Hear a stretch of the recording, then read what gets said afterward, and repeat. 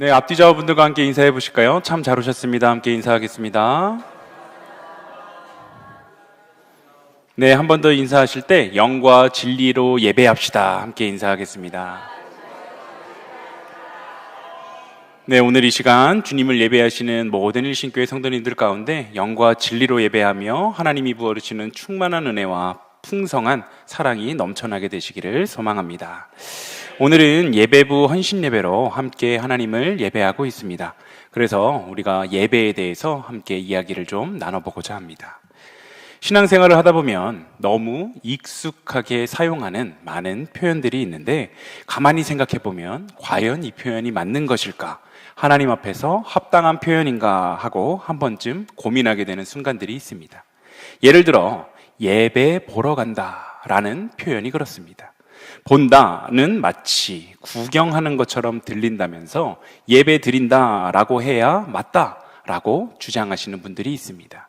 그런데 우리말에서 이 본다 라는 것은 단순히 바라본다 라는 뜻만 있는 것은 아닙니다.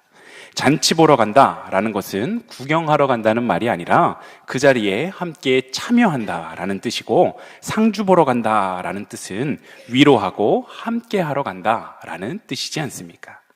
그래서 이러한 맥락에서 보면 옛 신앙의 선배들이 예배를 본다 라고 했을 때 그 안에는 성도들과 함께 하나님 앞에 나아가는 공동체적인 의미가 담겨 있었다라고 볼 수 있습니다. 또 하나의 논란은 예배하다와 예배드리다입니다. 예배라는 말 자체에 이미 하나님께 올려드린다라는 의미가 있기 때문에 예배드린다라고 하면 표현이 중복된다라고 말하는 시각이 있습니다. 하지만 현실에서 많은 성도들은 예배드린다라는 표현을 더욱더 자연스럽게 쓰고 있는데, 하나님을 더 높이고 하나님을 공경하고 싶은 마음이 그 안에 담겨 있기 때문입니다. 이런 류의 논의에서 어느 것이 맞고 어느 것이 틀리다라고 단정짓기 어려운 이유는 이 언어라는 것은 문법을 넘어서 그 시대를 살아가는 사람들의 신앙과 정서까지도 함께 담고 있기 때문입니다. 이런 류의 논란은 예배에 관한 표현뿐만 아니라 예배의 형식, 이 형식에 대해서는 더욱더 많습니다. 많은 교회들이 있지만 각 교회마다 저마다의 예배의 형식이 있고, 한 교회 안에서도 1부는 전통 예배, 2부는 열린 예배, 3부는 성찬 예배 등으로 다양하게 드리기도 하는데, 그래서 성도들은 자신의 신앙의 성향에 맞는 예배 시간을 찾아서 하나님을 예배합니다. 지지난주 화요일에 저희 담임 목사님 주관으로 회원동을 함께 섬기는 남대문교회 성덕교회 목사님 내외분과 회원 동장님을 모시고 식사하는 자리가 있었는데 부목사들도 함께 하게 되었습니다. 저는 성격상 자리가 다소 낯설어도 맛있는 음식 앞에서는 언제나 행복한 사람이기 때문에 그날도 처음 보는 사람들이 꽤나 있었지만 제가 먹고 싶은 것을 시켜서 아주 맛있게 먹고 있었습니다. 그런데 목사님과 동장님들이 이런저런 이야기를 나누시던 중에 동장님이 문득 이런 이야기를 꺼내셨습니다. 제가 일신교회 가서도 예배를 드려보고 성도교회 가서도 예배를 드려봤는데 같은 기독교 예배인데도 완전히 그 느낌이 다르더라고요. 순간 자리가 조용해지자 제가 웃으면서 한마디 했습니다. 동장님, 이 발언이 너무너무 중요한데요, 잘못 말씀하셨다가는 큰일이 날 것 같습니다. 목사님들은 웃으셨지만 동장님은 완전히 큰일 났다라는 표정으로 괜한 소리를 했네요 하시면서 열심히 자기가 할 말을 고르시는 것이 보였습니다. 그리고 이어서 하신 말씀이 이랬습니다.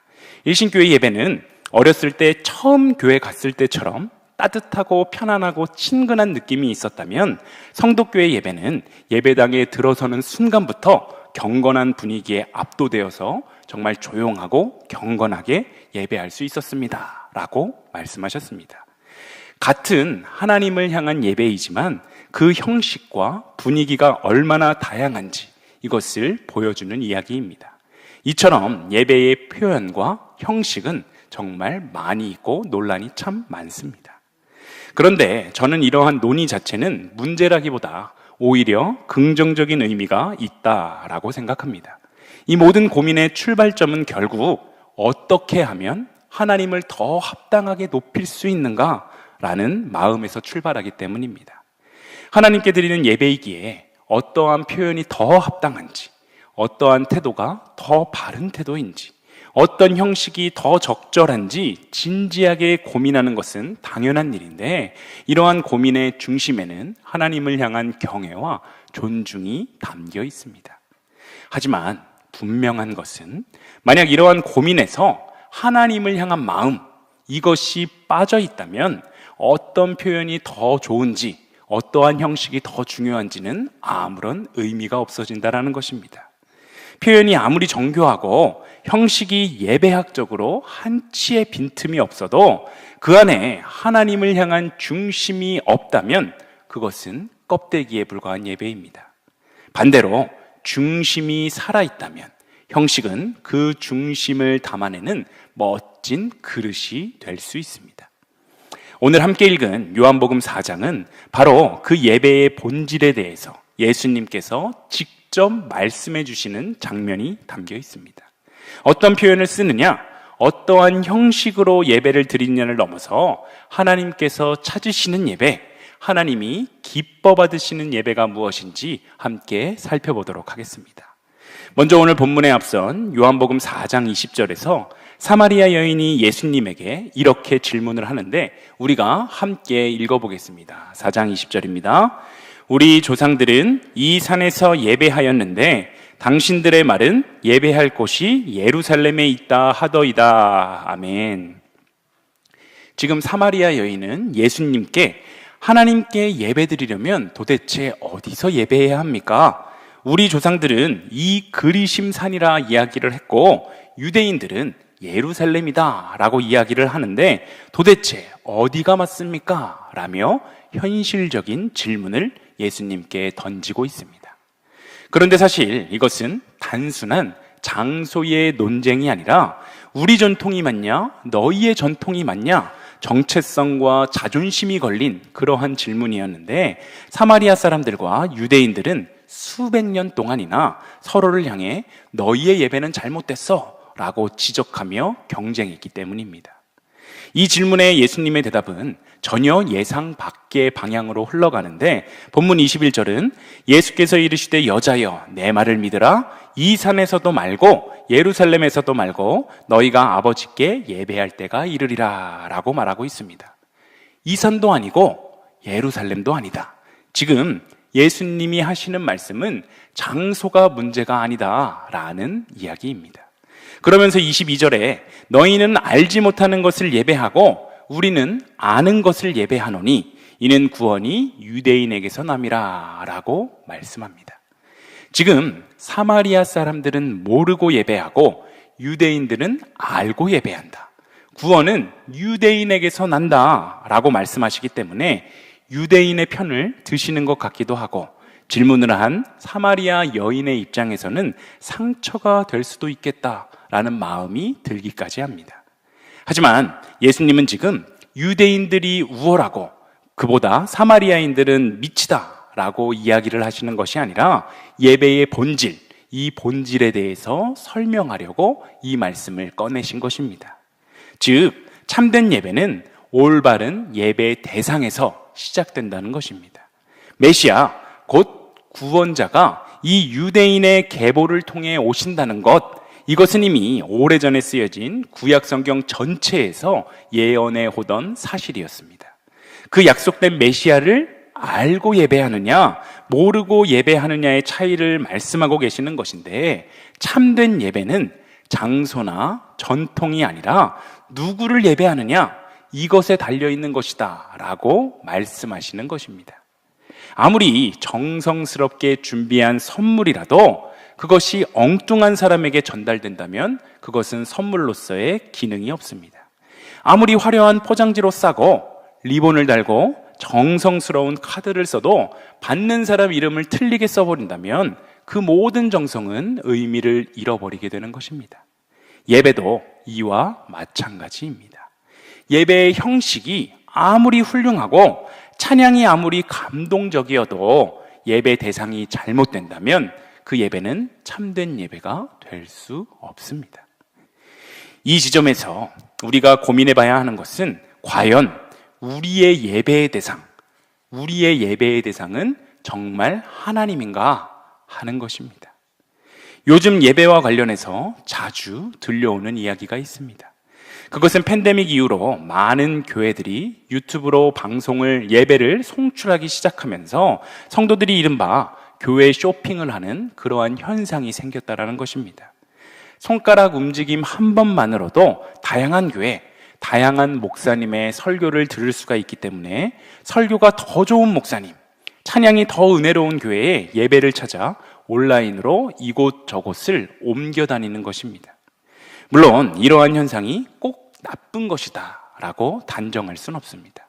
하지만 한 가지 질문이 생기는 것은 온라인을 통해 교회와 예배를 쇼핑하는 사람들이 찾고 있는 그것은 과연 하나님입니까? 아니면 자기 자신의 마음을 만족시켜줄 그러한 예배입니까? 이것은 온라인 예배를 드리는 분들만의 이야기가 아닙니다. 우리도 예배당 안에서 이러한 비슷한 일들을 할 때가 참 많이 있습니다. 그날 설교가 내 마음을 울리는 감동을 주었으면 좋은 예배, 그냥 졸리고 지루했으면 나쁜 예배입니다.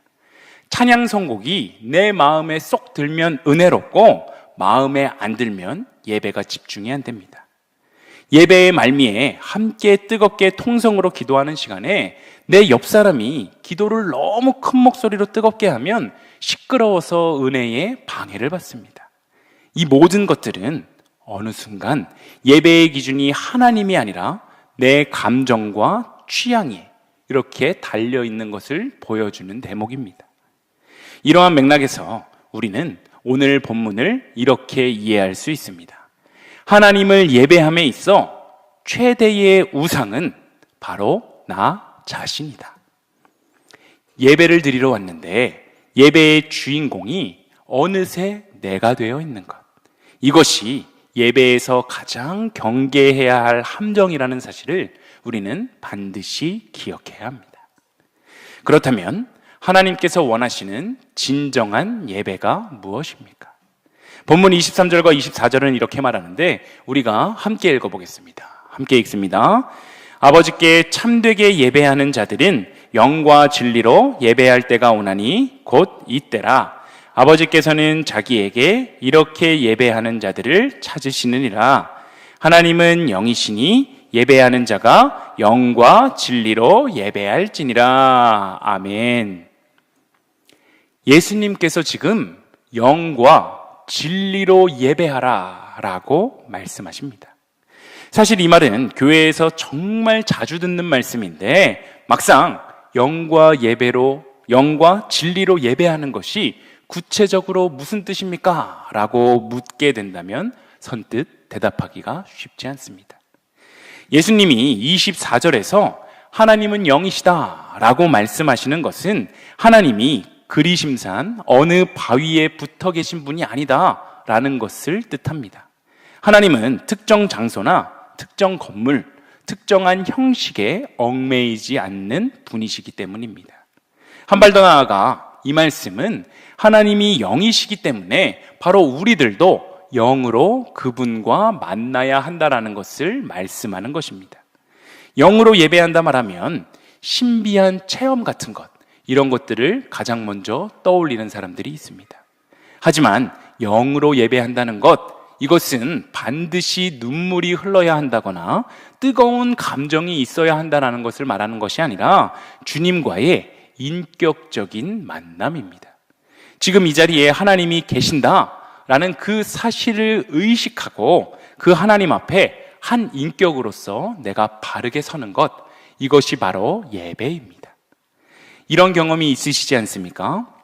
오랫동안 연락이 끊겼던 친구를 우연하게 갑자기 어떠한 자리에서 만나게 될 때입니다. 정말 수십 년 만에 만난 것이지만 어제 만났던 것 같이 하나도 어색하지가 않고 함께 대화하며 추억을 꺼내놓다 보니 마음이 뭉클해지고 어떤 특별한 말을 하지 않아도 그 존재만으로도 따뜻함을 느낄 때가 있습니다. 반대로 같은 공간에 앉아 있어도 불편한 사람이 있습니다. 함께 마주보고는 있지만 서로 괜히 핸드폰만 들여다보고 다른 사람들은 도대체 언제 오나 기다리는 그러한 사람들도 있습니다. 이렇듯 바로 예배도 마찬가지입니다. 예배당 자리에 앉아 있어도 살아계신 하나님을 우리가 의식하지 않고 그냥 1시간 종교활동으로 이 자리에 앉아 있다가 가버리면 그것은 하나님 앞에 드리는 진정한 예배가 될 수 없습니다.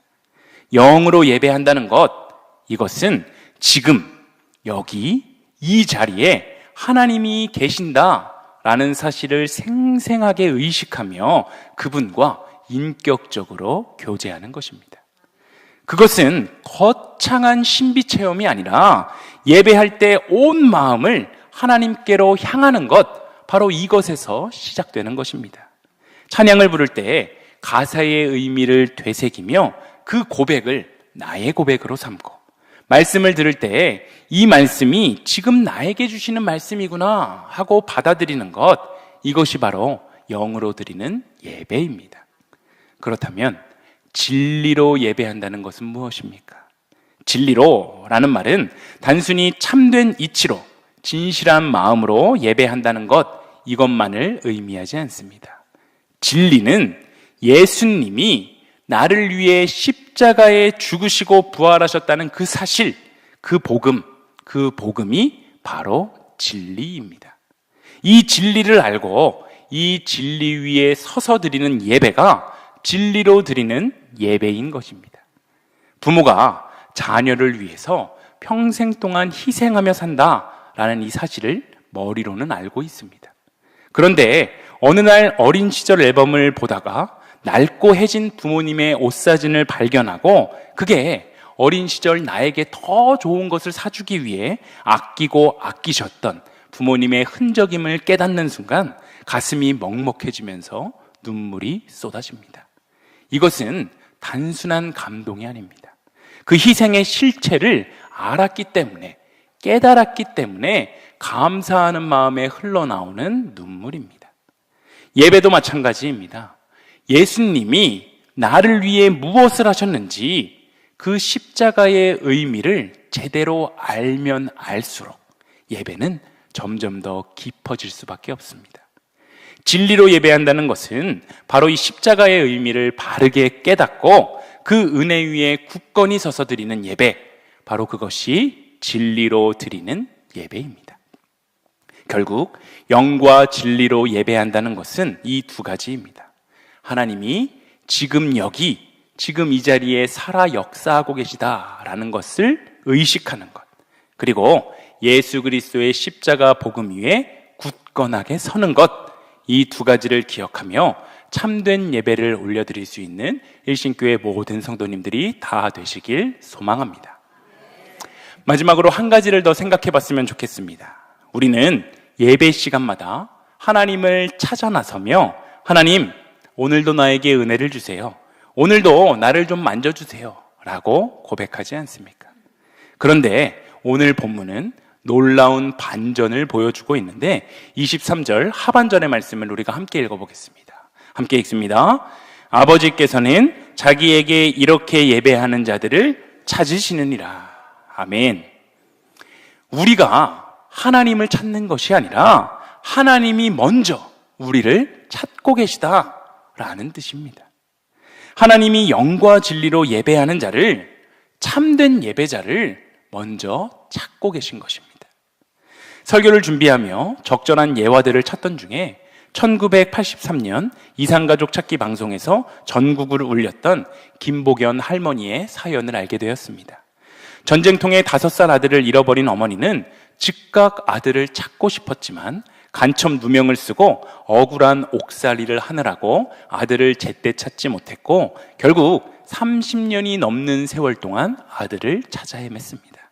그런데 이산가족 찾기 방송을 통해 기적적으로 아들과 만나던 그날 알고 보니 아들도 어머니를 한순간도 잊지 않고 어머니는 나를 버린 것이 아니라 반드시 나를 찾으러 오실 거야 라는 확신으로 평생을 찾아 헤매고 있었다라는 사실을 알게 되었습니다. 예배가 바로 그런 것입니다. 우리가 하나님을 찾아 나설 때 사실 하나님은 이미 우리를 찾고 계셨는데 그 아름다운 만남이 이루어지는 장소가 바로 이 예배의 자리입니다. 그런데 여기서 중요한 것이 있습니다. 하나님이 찾으시는 예배자는 완벽한 예배자가 아닙니다. 예배학에 대해서 빠삭하게 아는 사람도 아니고 신앙의 연수가 오래된 사람도 아닙니다. 하나님이 찾으시는 것은 딱 하나, 오늘 본문이 말하고 있는 영과 진리로 예배하는 자입니다. 지금 이 자리에서 하나님을 생생하게 의식하며 예수님의 십자가의 은혜를 붙들고 나아오는 자, 그런 자를 하나님은 지금도 찾고 계십니다. 과연 나는 하나님이 찾으시는 예배자입니까? 몸은 예배당에 있지만 마음은 오늘 저녁 약속 장소에 가 있고, 찬양을 부르면서도 머릿속으로는 이번 주에 해야 할 일들을 떠올리고 있고, 설교를 들으면서도 이 말씀은 내가 들을 게 아니라 그 사람이 들어야 되는데 그 사람은 어디가 있나 라고 생각하며 말씀 밖에 계시지는 않습니까? 우리 모두 예배 자리에 앉아 있지만 마음이 딴 데 가 있는 그러한 순간들이 있는데, 그것이 바로 우리들의 연약함입니다. 하지만 바로 이러한 순간에도 하나님은 여전히 우리를 찾고 계십니다. 결국 우리가 해야 할 일은 완벽한 예배자가 되기 위해 애쓰는 것이 아니라 흩어진 마음들을 다시 하나님께로 돌이켜서 온전히 하나님께 집중하고 예수님의 십자가를 다시 바라보는 것입니다. 이러한 돌이킴이 있는 예배자가 바로 우리들이 될 수 있기를 소망합니다. 오늘 말씀을 정리해 보겠습니다. 오늘 우리는 요한복음 4장을 통해 예수님이 직접 말씀하신 예배의 본질에 대해 살펴보았습니다. 첫 번째로 예배는 대상이 중요합니다. 사마리아 여인의 질문에서 보았듯이 우리는 늘 예배의 장소와 형식, 그리고 내 감정적인 만족에 눈을 돌리기 쉽지만 예수님은 분명하게 말씀하시는데 참된 예배는 누구를 예배하느냐, 여기에 달려있다라는 것입니다. 자신의 감정, 전통 혹은 종교적인 습관이 아니라 예수 그리스도를 예배 대상으로 삼는 것이 바로 참된 예배의 출발점입니다. 둘째로 예배는 영과 진리로 드려야 합니다. 영으로 예배한다는 것은 지금 이 자리에 하나님이 살아 역사하고 계신다라는 사실을 의식하며 그분과 인격적으로 교제하는 것입니다. 진리로 예배한다는 것은 예수 그리스도의 십자가 복음, 그 구원의 은혜를 분명하게 알고 그 위에 서서 예배하는 것입니다. 이 두 가지가 어우러질 때 우리의 예배는 껍데기가 아니라 살아있는 예배가 됩니다. 셋째로 하나님은 예배자를 찾으십니다. 하나님은 완벽한 예배 형식을 찾으시는 게 아니라 영과 진리로 예배하는 자, 그 한 사람을 찾고 계십니다. 놀라운 것은 우리가 하나님을 찾기 이전에 하나님이 먼저 우리를 찾고 계시다라는 사실입니다. 예수 그리스도만이 예배를 받기에 합당하신 분이며 그분의 십자가 은혜만이 우리가 감히 하나님 앞에 나아갈 수 있게 만드는 유일한 힘임을 기억하시기를 소망합니다. 우리 일신교회에서 드려지는 모든 예배가 예수 그리스도의 복음을 붙들고 지금 여기 계신 하나님을 의식하며 예배하는 영과 진리로 드리는 그러한 예배가 되기를 소망합니다. 또한 바로 내가 참된 예배자가 되는 축복을 누리시는 모든 성도님들과 제가 되길 간절히 소망합니다.